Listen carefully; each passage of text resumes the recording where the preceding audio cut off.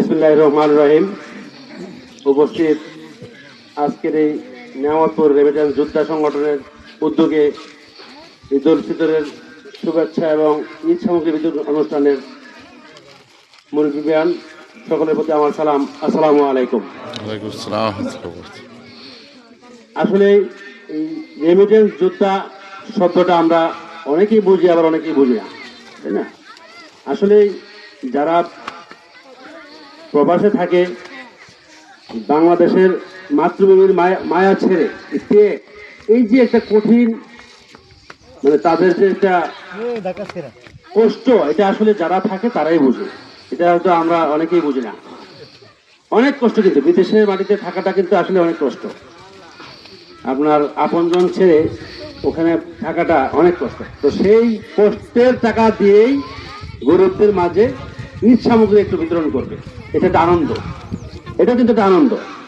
তো আমরা এখানে যারা নেয়ামতপুরের কৃতি সন্তান অনেকেই আছে, আসলে আমি অনেকেই চিনি না। এই ছবিটা দেখতেছি, অনেকেই আসলে আমি চিনিও না।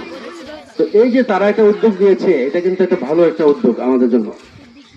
এই যারা এখানে আছে এবং এই নেয়ামতপুরের যারা অসহায় গরিব সবার সাথে যেন ঈদের যে একটা আনন্দ, এই ভাগাভাগিটা করে নিতে পারতেছে, এটা একটু আমাদের কাছে খুব ভালো লাগছে, তাই না? তো আমরা চাই সবসময় যেন এই জিনিসটা তারা করতে পারে এবং আমরাও তাদেরকে সহযোগিতা করব যাতে এই জিনিসটা থাকে সবসময়।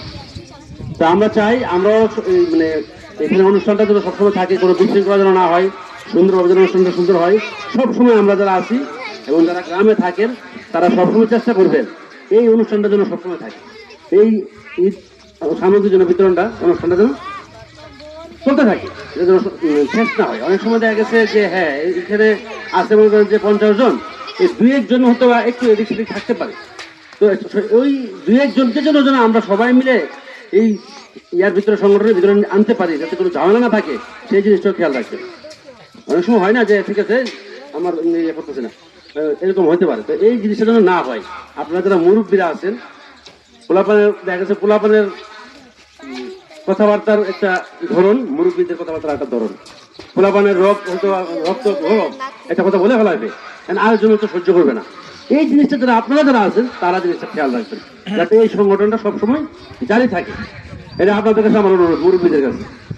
তো যাই হোক, এই কষ্টের টাকা দিয়ে আমাদের মাঝে এই গ্রামের সবার সাথে যে ঈদের একটা আনন্দ তারা উপভোগ করতেছে বাহিরে থেকে, আমরা সবাই চেষ্টা করব তাদের জন্য দোয়া করব, তারা যেন সুস্থ থাকে। সুস্থ দেহে সুন্দর মন, সুস্থ থাকলে মনও সুন্দর থাকে, ভালো থাকে। তো এই জন্য সবাই আমরা চেষ্টা করবো এবং দোয়া করব তাদের জন্য, আল্লাহ যেন তাদেরকে সুস্থ রাখে। তো এই বলে আমি শেষ করলাম। আসসালামু আলাইকুম। ধন্যবাদ জানাচ্ছিলাম আমাদের প্রিয় বড় ভাই মোহাম্মদ মুনির হোসেন স্বপন ভাইকে।